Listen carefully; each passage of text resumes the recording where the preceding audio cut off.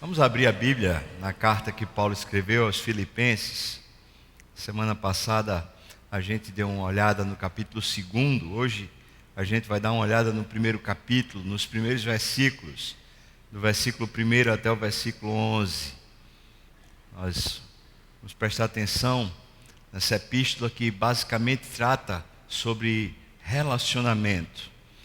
E Paulo fala aqui da teologia da alegria. E a alegria, como fruto do Espírito, normalmente norteia os bons relacionamentos. Ela serve como um esteio para os bons relacionamentos. Mas a alegria, fruto do Espírito, não a alegria, fruto de compensações, não fruto da vaidade, mas a alegria que é poderosa em Deus, nascida no Senhor. Essa carta, que é uma teologia da alegria, basicamente trata sobre o relacionamento que Paulo tinha com aquela igreja. Alguns comentaristas falam que provavelmente essa igreja era a igreja do coração de Paulo. Ele dá indícios disso por causa da maneira muito carinhosa e muito livre com que ele escreve.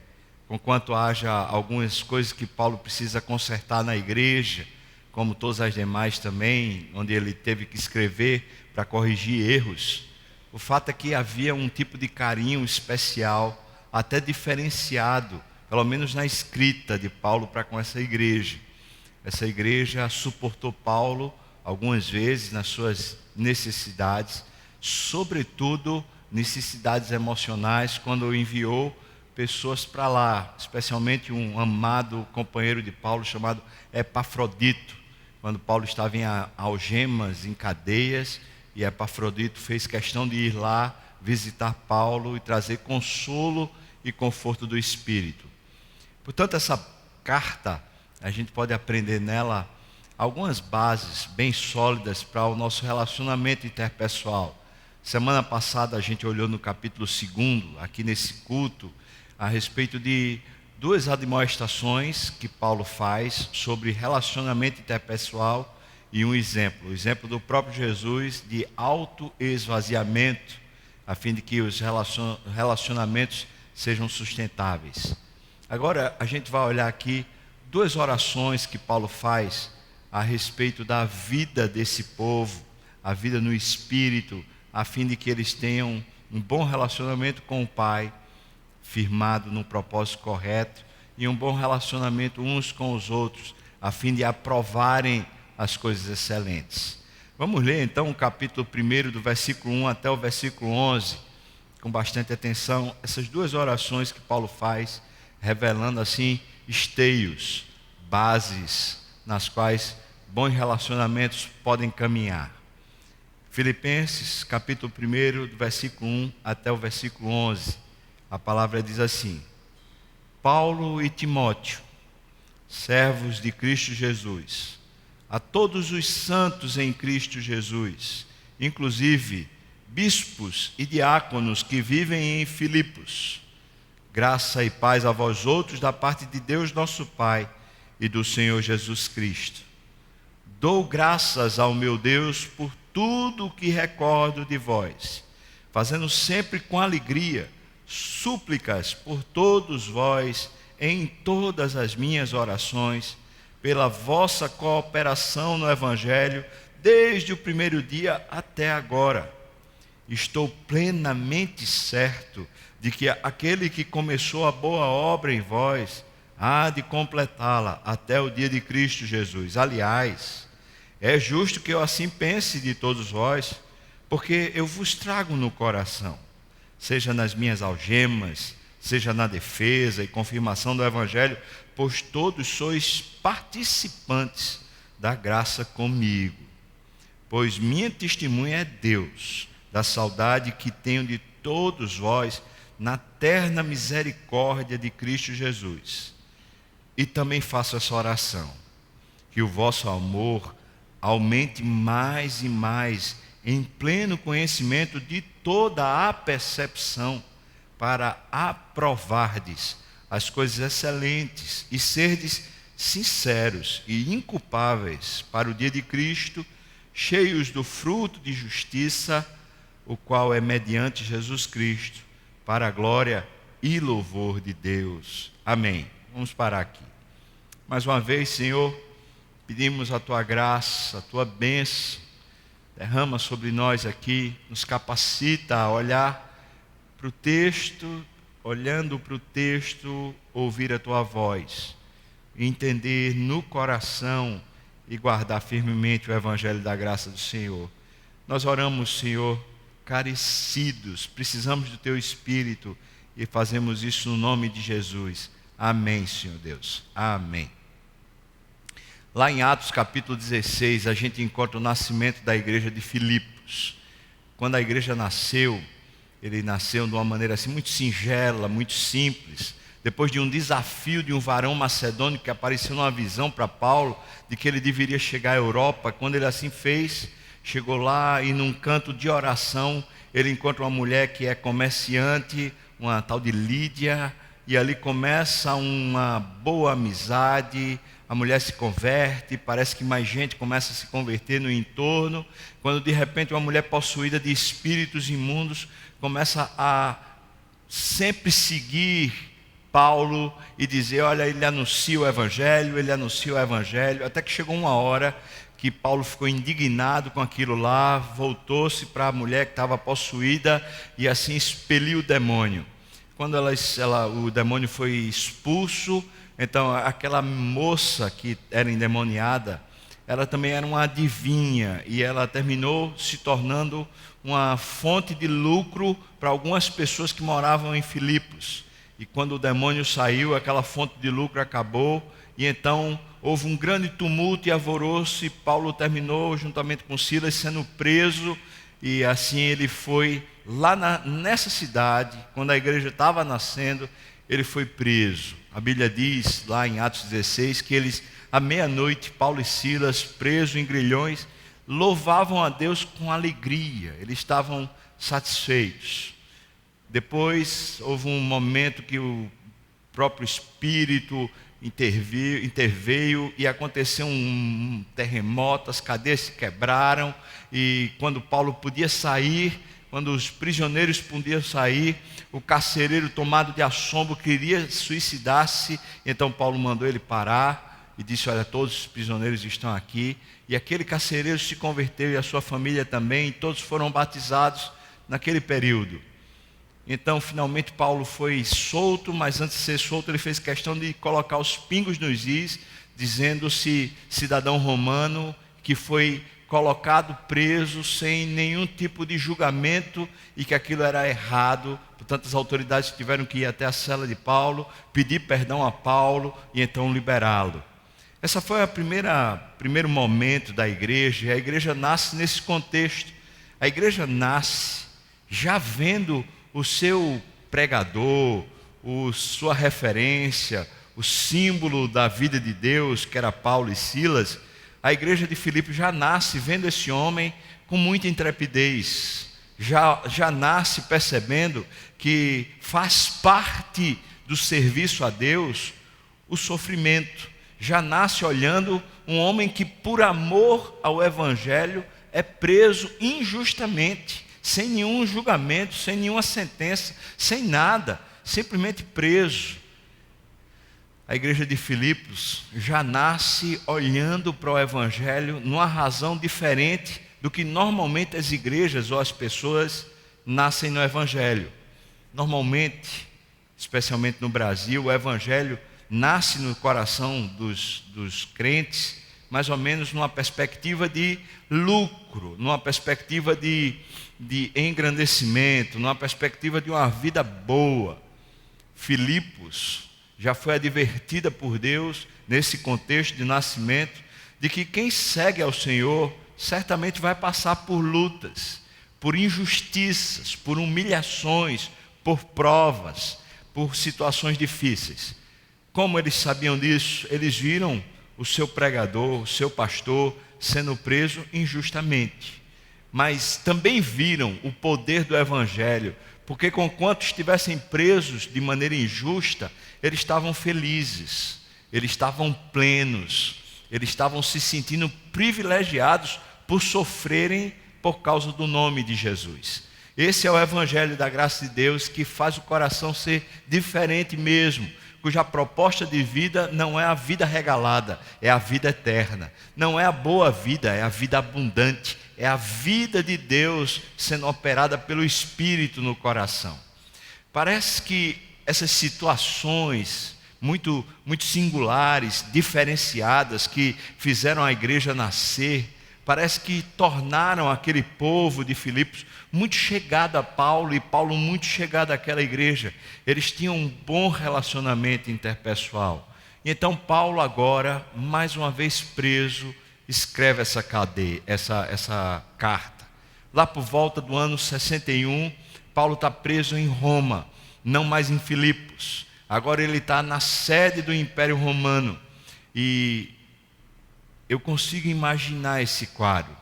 Quando fizemos uma viagem para Israel, nós passamos por Roma e entramos nessa cela, nesse calabouço onde Paulo ficou preso. Uma gruta de pedra com um buraco no chão, uma goteira caindo naquele buraco, era aquela água que Paulo bebia sem concha, bebia talvez com a mão, ou talvez bebia se agachando e tomando naquele buraco que estava no chão. Cela fria, mais ou menos 11 graus, de dia e de noite muito mais frio, por causa da temperatura normal que existe naquele ambiente, sem nenhuma luz do sol, sem nenhum tipo de iluminação direta do sol. Aquele lugar escuro, sombrio, silencioso, um lugar que tem tudo para fazer o coração da gente triste, abalado. Além disso, só. Talvez um lugar muito fétido, uma vez que aqueles prisioneiros não tinham direito a todo dia sair e fazer suas necessidades fisiológicas em outro lugar. Talvez uma hora ou outra, ali mesmo Paulo se servia das suas necessidades. E portanto aquela cadeia deveria ser bem fétida, um lugar bem agreste, bem difícil para alguém estar feliz. Mas nesse lugar de muita dor, nesse lugar de muita tristeza, parece que Paulo, enquanto se lembrava dos seus irmãos, enquanto ele se lembrava da igreja de Filipos, ele se enchia de alegria. Isso mostra para mim, logo de cara, que bons relacionamentos, verdadeiros relacionamentos, quando não são baseados em interesses, mas são baseados no Evangelho, aquelas boas experiências que foram vividas por causa do fruto do Espírito, por causa da ação de Deus, aquilo que só gente verdadeiramente crente tem para provar, gente que prova o poder de Deus operando nos seus membros. Esse tipo de vínculo relacional certamente é uma grande fonte de lucro para alguém que passa por lutas, passa por crises, passa por provações. Paulo está lá, muito sofrido, esperando uma sentença, esperando um julgamento. A expectativa não é boa, talvez ele vai morrer. Ele está quase certo de que vai morrer. Ele está pensando que aqueles talvez sejam os últimos dias, enquanto ele naquele lugar de penumbra, talvez com um fecho de luz que está no solo superior, de alguém que está com uma lamparina, ele talvez ali junto à grade, escrevendo essa carta e pensando nesses irmãos, ele faz menção das suas orações. Eu imagino que essas orações que Paulo descreve aqui faziam parte cotidianamente, faziam parte naturalmente do coração de Paulo, porque naquelas circunstâncias a memória e a oração eram um alimento que fortalecia a alma dele e fazia ele continuar a dar passos em direção ao eterno. Que orações eram essas? Que memórias eram essas que abasteciam e fortaleciam o coração do apóstolo? Aqui ele diz que haviam 2 momentos de oração, pelo menos, claramente discernidos para ele. Um é uma ação de graças.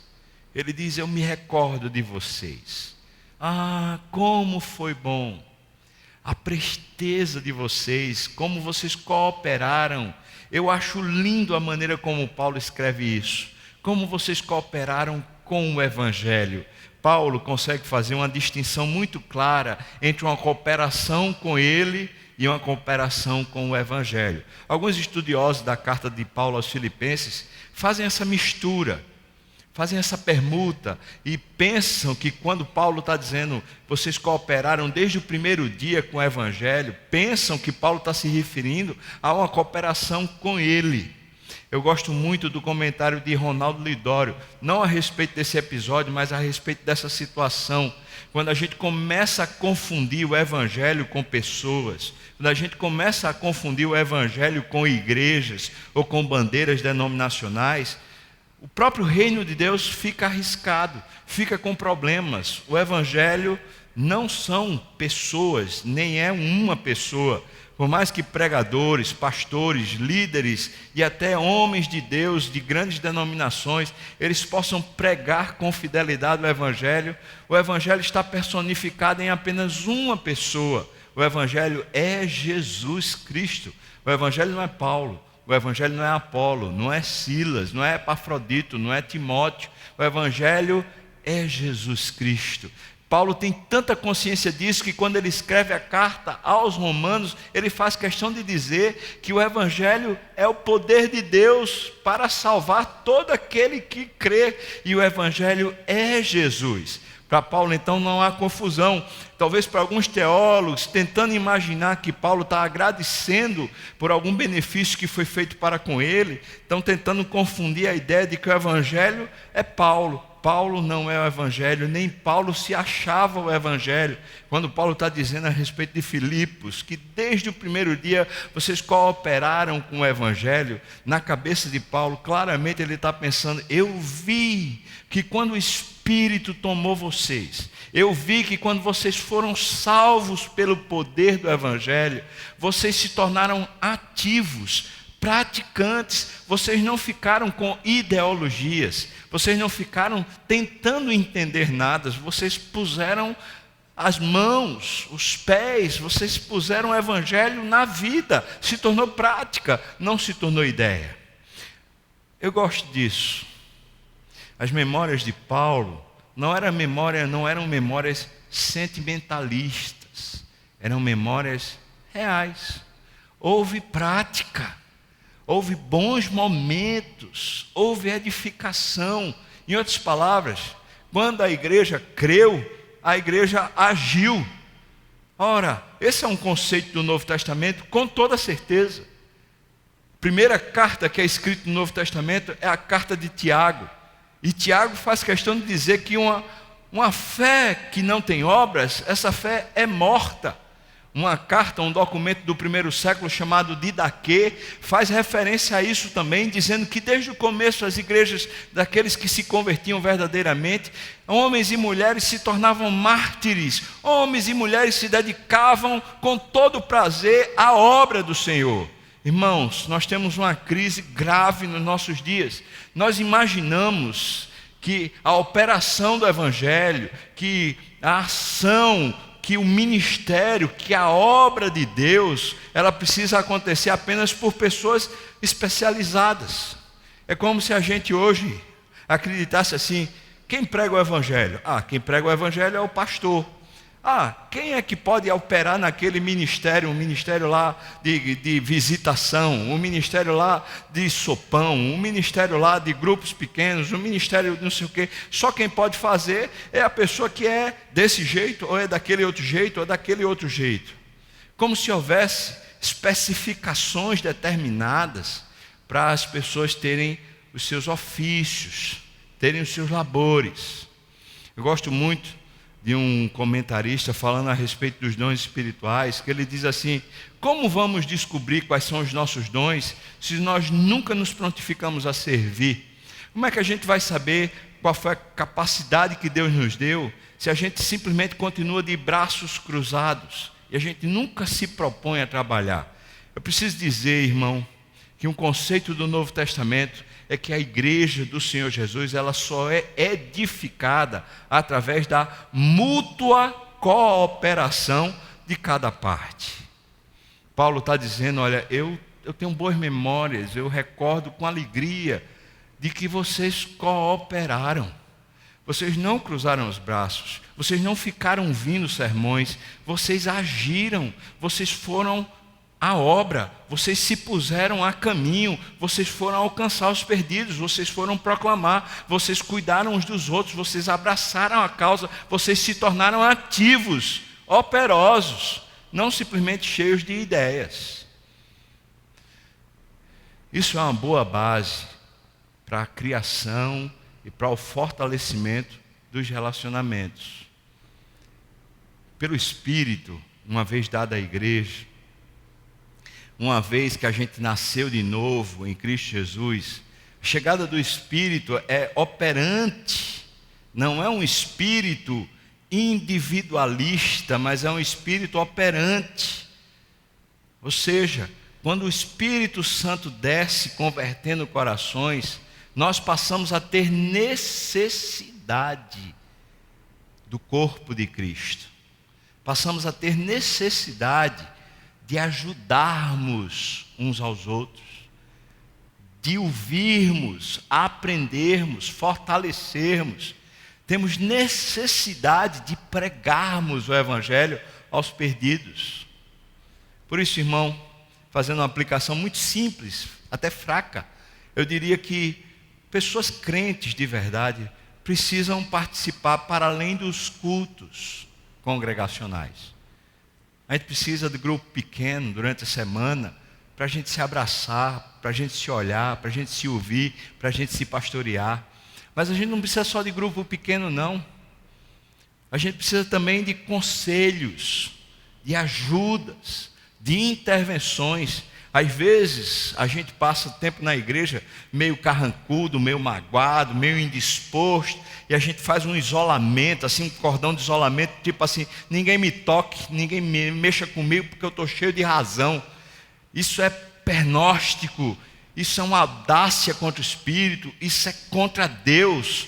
A verdade é que, enquanto estamos no relacionamento do corpo, estamos expostos ao tratamento mútuo, à edificação mútua, à admoestação mútua, à exortação mútua, ao crescimento mútuo. A grande edificação só acontece na mutualidade.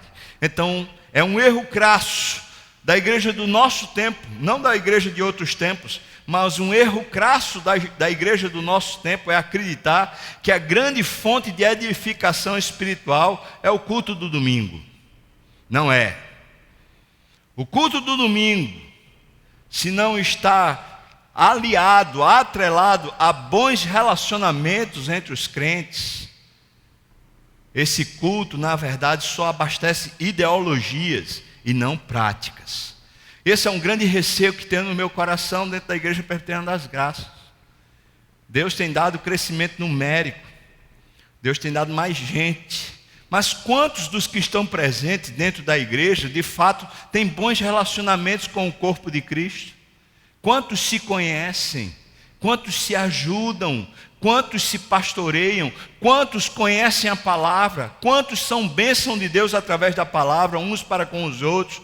Quantos chegam a ajudar de verdade nas carências, nos problemas, nos anseios, nas lutas? Quantos? Igreja de Jesus é aquela que, desde o primeiro momento que o Evangelho alcança o coração, se torna operosa. Paulo diz: eu estou muito certo de que aquele que começou a boa obra em vós há de completá-la até o dia de Cristo. Veja só, isso é uma promessa que a gente pode tomar para a gente, sim. Essa expressão é uma das expressões mais belas de segurança da jornada que a gente tem. Isso aqui, de maneira muito poderosa, alicerça o chão daquele que crê. Assim como em Efésios capítulo 2, Paulo diz que ele o próprio Deus preparou de antemão boas obras para que andássemos nelas, dizendo para nós que Deus já preparou o caminho pelo qual nós vamos andar. Aqui, nessa carta aos Filipenses, Paulo diz que ele está muito certo que aquele que começou a boa obra, ou seja, aquele que salvou a vida deles, aqueles que redimiu o coração deles, aquele que pôs neles uma boa prática de vida, ele vai completar essa obra até o dia de Cristo Jesus, ou seja, até quando Cristo voltar e resgatar esse povo para si. Essa segurança que havia no coração de Paulo tinha uma razão funcionante para que não houvesse engano na própria igreja. Paul Washer fala com muita propriedade o seguinte: os pregadores modernos fazem questão de dizer para a igreja que a igreja está salva. Faz questão de amaciar o ego do crente, dizendo assim: rapaz, você é salvo, você creu no Evangelho, você é salvo. Mas Paul Washer adverte, diz: pessoas que se acham salvas, mas não têm práticas, pessoas que se acham salvas, mas não vivem o Evangelho, elas estão indo para o inferno. E que eu e você, que somos pregadores ou pastores, ou que temos relacionamentos interpessoal com o crente, não temos o direito de garantir salvação a ninguém. A salvação só pode ser sabida por si só pode ser entendida por si só. Ninguém garante a salvação de ninguém, por isso eu não sei daqui do auditório quem é salvo. Eu sei que eu sou, porque Jesus me resgatou, mas quem mais é, eu não sei. Paulo está dizendo assim: quando eu olho para vocês, irmãos de Filipos, quando eu estou orando para vocês, cheio de alegria, com boas memórias, com recordações da fé operante de vocês, rapaz, eu tenho certeza que Jesus começou a operar em vocês alguma coisa. E quando Jesus começou a operar, eu tenho certeza que Ele não para essa operação e vai até o dia dele. E é justo que eu assim pense. Veja aí, por favor, o que o texto fala. Olha aí, por favor. Ele diz: é justo que eu assim pense, versículo 7. Por quê? Porque eu trago no meu coração, eu trago como vocês participaram das vergonhas do Evangelho comigo. Porque olha, vos trago no coração, seja nas minhas algemas. Essa é a vergonha, irmão. Eu fui preso, eu fui humilhado, e vocês não se envergonharam. Vocês estavam comigo, eu estou vendo que vocês amam o Evangelho mesmo.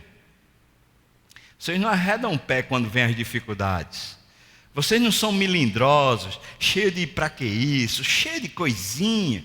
Vocês são duros na queda, estão prontos para o embate. Vocês viram eu sendo humilhado, algemado, preso. Ele segue 3 expressões jurídicas que ele usa aqui. Veja só o versículo 7. Algemas, na defesa, confirmação do Evangelho. São 3 termos jurídicos que Paulo usa. São 3 termos que fazem parte do Império Romano. Esses 3 termos que Paulo usa no grego aqui, é Paulo dizendo para a igreja: quando o mundo se levantou para afrontar a obra do Senhor, vocês não esmaeceram, vocês não arredaram o pé, disseram assim: opa, te vira aí sozinho. Vocês disseram comigo assim: estamos dentro, Paulo. Então ele diz: é justo que eu pense que essa boa obra vai completar, porque vocês me deram sinais, vocês me deram pontos de verificação, onde eu vejo que na vida de vocês o Evangelho é verdadeiro. Irmãos, não é que a gente pode dizer assim, uma pessoa que participa da igreja, uma pessoa que é bem operosa na igreja, a gente possa dizer que essa pessoa é salva. Mas eu posso dizer uma coisa: pessoas que se dizem salvas, mas não querem participar da igreja, a gente pode desconfiar. Algum problema tem, alguma crise muito pessoal tem. A gente pode desconfiar.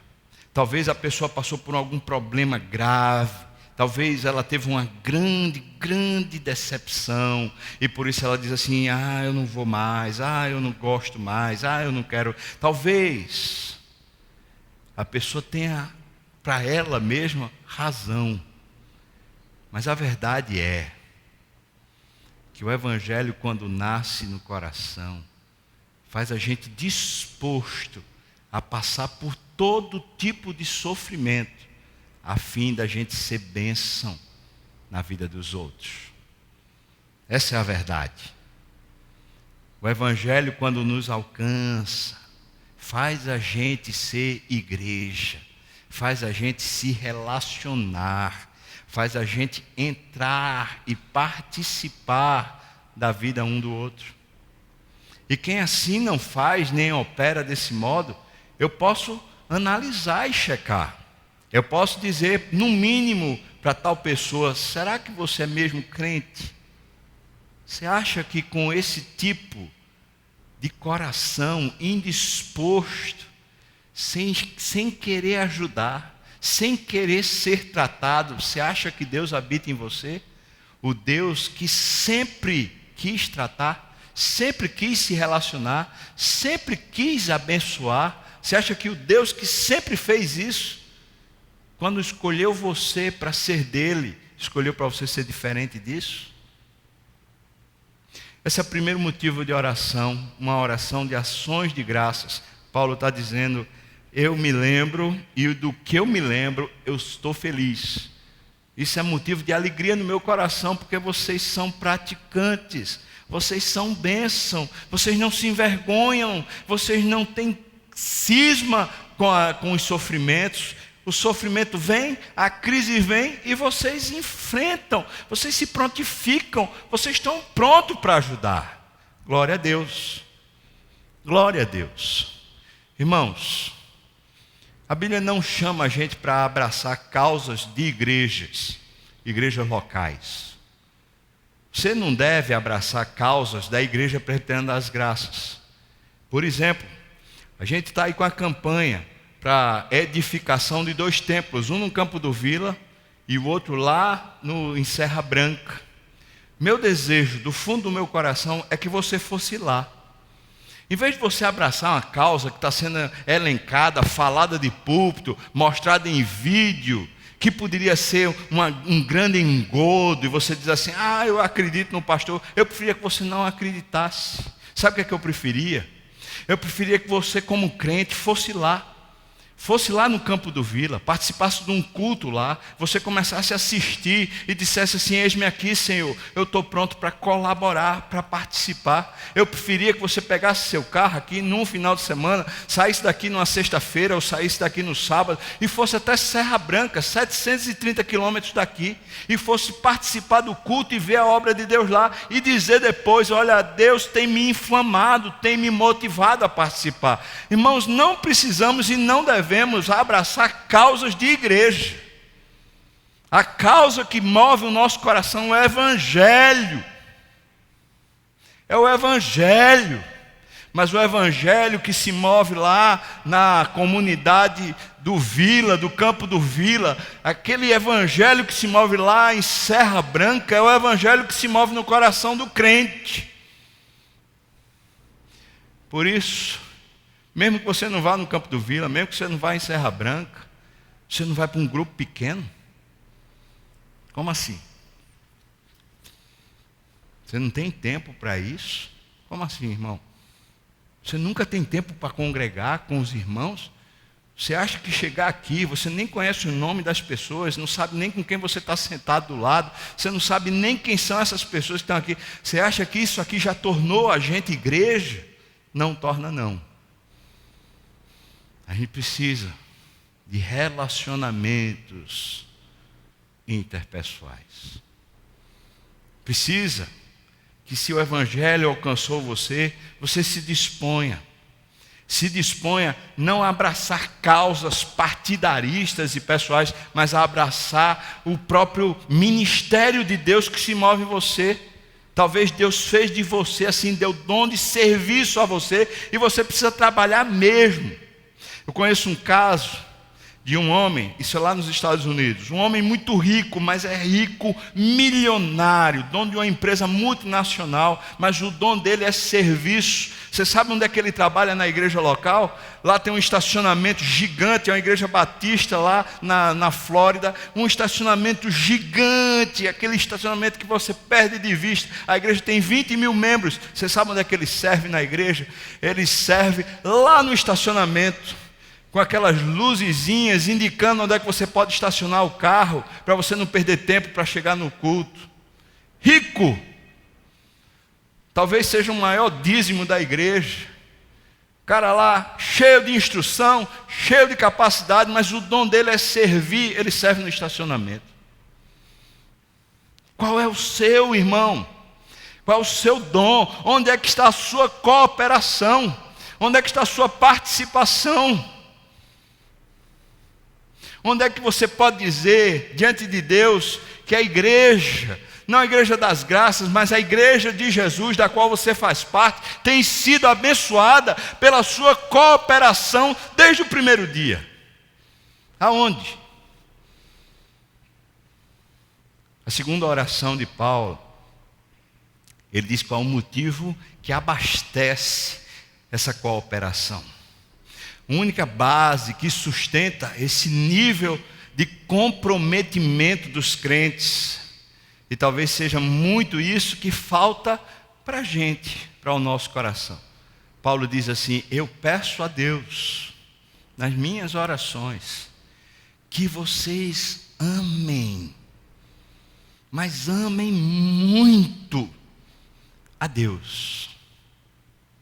Eu gosto disso.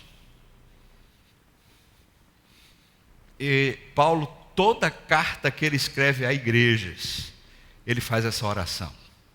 Então eu posso dizer que essa não é uma oração que Paulo tinha para Filipos, mas era uma oração que Paulo tinha para a igreja de Jesus.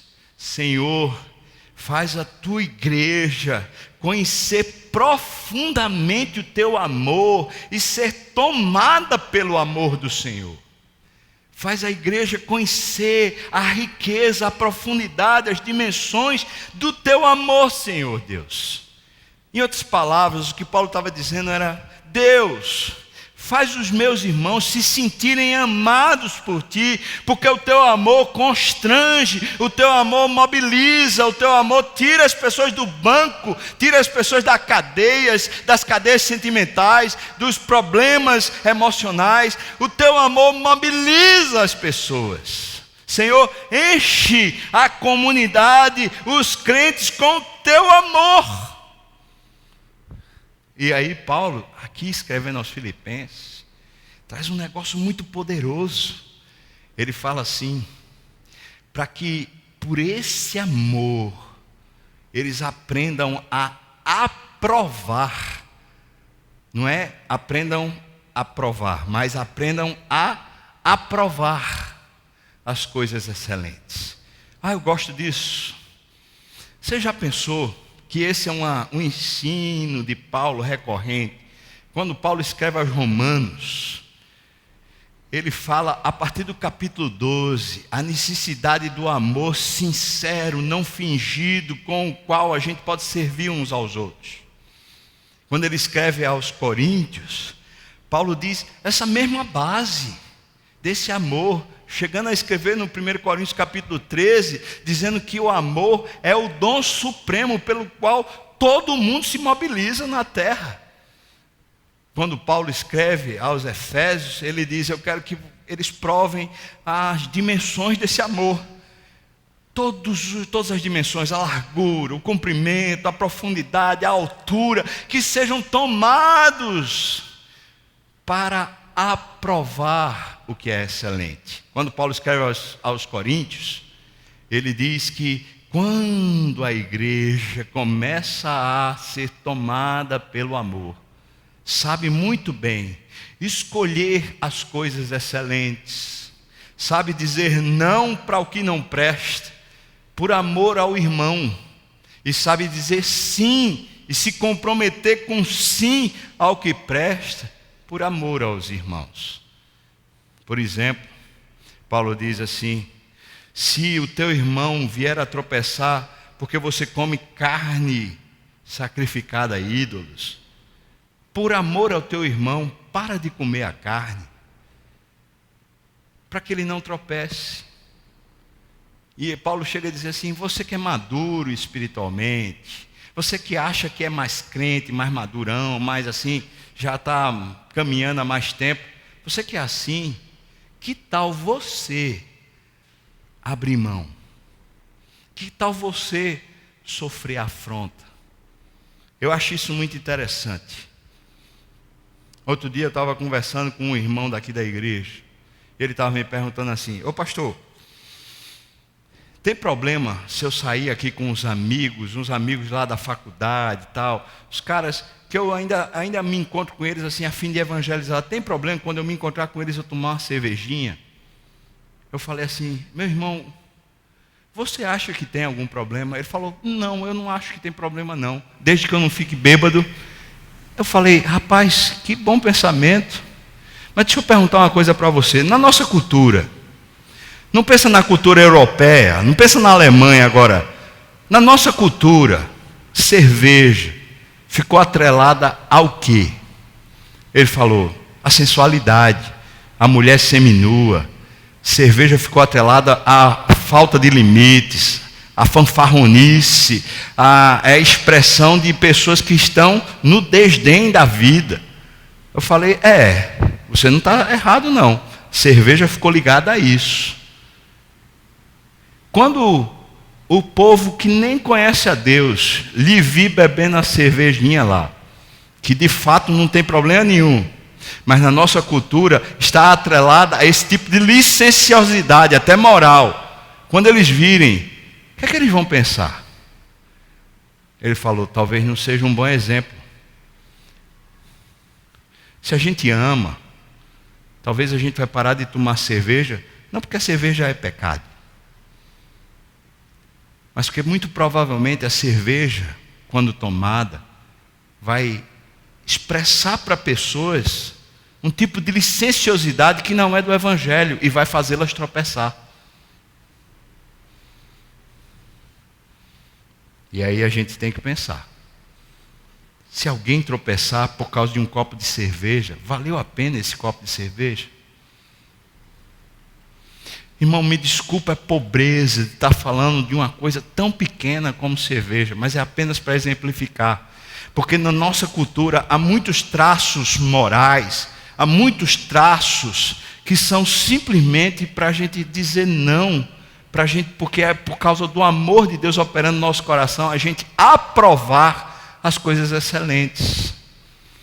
Outro dia, uma pessoa crente, vinda da Europa, estava passando por Recife, e aí estava mostrando umas fotos, disse assim: olha aqui. E quando vi as fotos, estava lá essa pessoa no galo da madrugada, crente. Eu falei assim: irmão, no galo da madrugada? Ele falou: oxi, fubá, lá na Europa o galo da madrugada é uma expressão só cultural, ninguém nem fala do frevo. Eu pensei, para ele talvez o galo da madrugada não significava nada, de fato era só uma expressão cultural. Mas para nós somos recifenses, para nós que sabemos a bagaceira que acontece lá no galo da madrugada, para nós que sabemos o antro de perversão e o significado moral do galo da madrugada, aí você pode estar dizendo: ah, mas eu vejo lá pais com crianças, e nem por isso se torna decente o ambiente, nem respeito às crianças há para tornar aquele lugar mais decoroso. O que é que você acha, irmão? É um bom exemplo? É um bom testemunho? É uma boa maneira de você alcançar pessoas para Jesus? É um bom lugar para você não tropeçar, ou fazer alguém não tropeçar?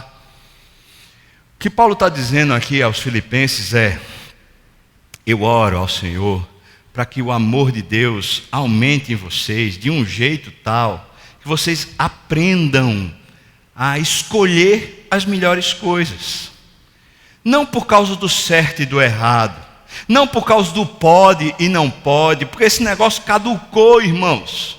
Não é uma questão de pode ou não pode. Ah, meu pastor está vendo. Ah, a igreja proibiu. Ah, não sei quem acha certo ou acha errado. Não está dizendo isso a Bíblia. Porque a Bíblia está dizendo quando o amor de Deus toma o nosso coração, a gente aprende a escolher aquilo que é excelente. É como você pegar um anel de diamante e você me entregar um anel de diamante e perguntar para mim assim: quanto vale esse anel de diamante? Eu vou olhar e vou dizer: rapaz, lindo. Eu não tenho a mínima noção de quanto vale, mas é lindo. E de repente você apresentar o mesmo anel para um especialista em diamante, ele vai botar aquele negócio, vai olhar, vai ver as refrações, vai ver tudo que diz respeito ao diamante, vai dizer assim: isso aqui nem diamante é, não vale nada. Por quê? Porque aquele homem lá tem critérios para avaliar o que eu não tenho critérios para avaliar. Paulo está pedindo: Deus, abastece a tua igreja com amor a tal ponto, um amor pelo Senhor a tal ponto, que a própria igreja, pessoas, indivíduos, possa escolher o que é excelente. Tenha condições, critérios de escolher o que é excelente. Não sejam simplesmente ignorantes que vão vivendo e vai dizendo: ah, tem problema não, ah, isso não tem nada demais. E muitas vezes faz os outros tropeçarem. Algum tempo atrás, ainda pastor dos jovens aqui na igreja, lembro de uma moça que se converteu no encontro de jovens, veio participar da igreja, estava aqui e tal, entrosada, ficava feliz da vida, não sei o quê, e de repente começou a sair com uma turma da igreja. Uma turma da igreja, assim, mais cabeça, que dizia assim: ah, isso não tem nada demais, isso não tem nada demais. Levaram primeiro para uma pizzaria, que massa, muito legal. Depois levaram para um lugar assim, menos pizzaria, mais barzinho. Depois do barzinho já começaram a sair para a noitada. Até que finalmente veio o convite para ir para um motel. Essa moça chega no gabinete chorando, em crise, falando: eu pensei que era diferente. Eu pensei que era diferente.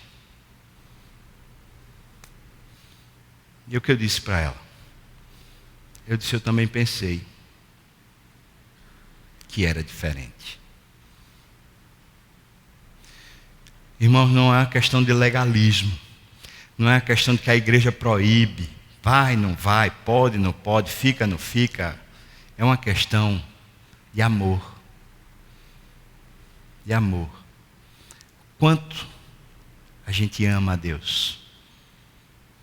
Mas só amamos porque Ele nos amou primeiro. Por isso Paulo pede a Deus que faça o amor de Deus aumentar mais e mais no coração do povo, porque o povo que é tomado por amor resolve muitas vezes abrir mão de coisas que de fato não são nada, como por exemplo tomar um copo de cerveja não significa nada, mas que de repente pode fazer alguém tropeçar. Essa é a oração.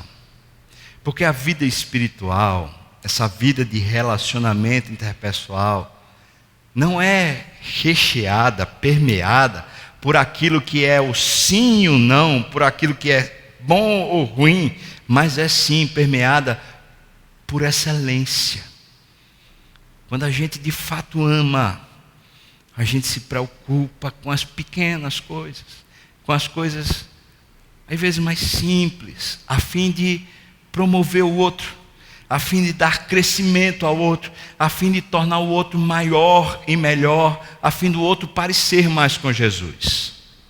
Esse é o chamado de Deus para nós. Essa é a oração de Paulo. Faz algum tempo que Deus começou a me mostrar esse motivo de oração. E como Paulo diz, eu chamo Deus como testemunha de que eu faço essa oração por vocês. Eu posso dizer diante de Deus que eu faço essa oração por vocês, para que o amor aumente.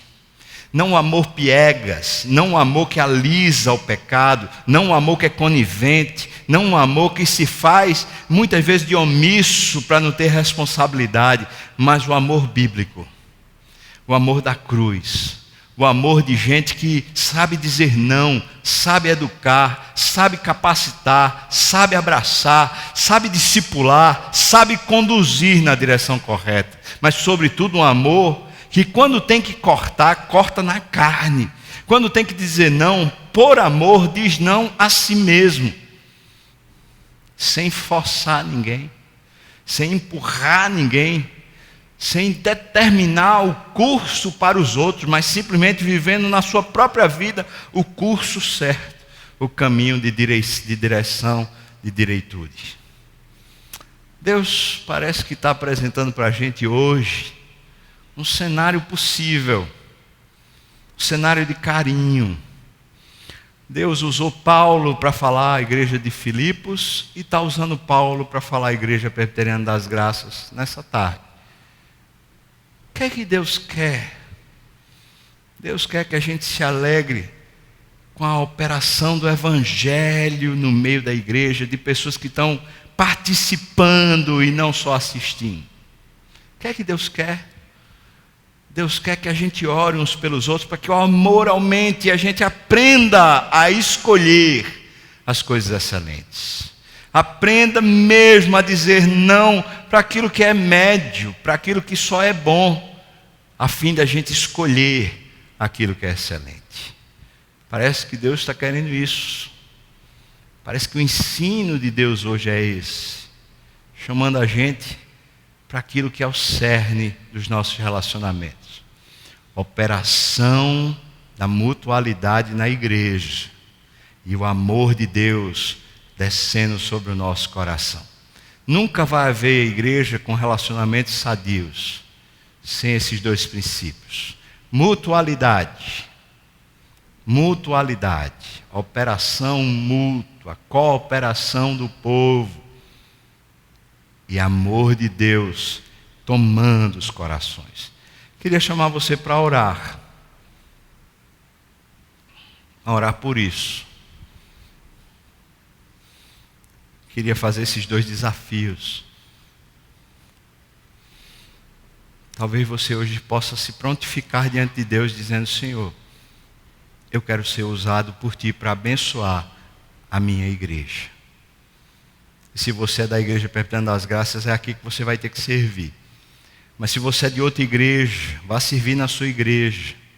Porque pouco importa o palco, o que importa é o coração.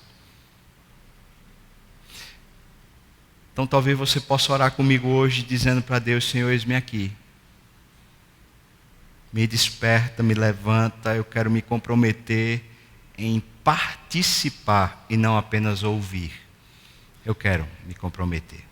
Segundo motivo de oração, talvez a gente possa se comprometer diante do Senhor em pedir que o amor de Deus encha essa igreja, encha os pastores, os presbíteros, os diáconos, encha, o amor de Deus encha os membros, líderes de grupos pequenos, líderes de ministérios, as pessoas que congregam, o amor de Deus inundar esse lugar.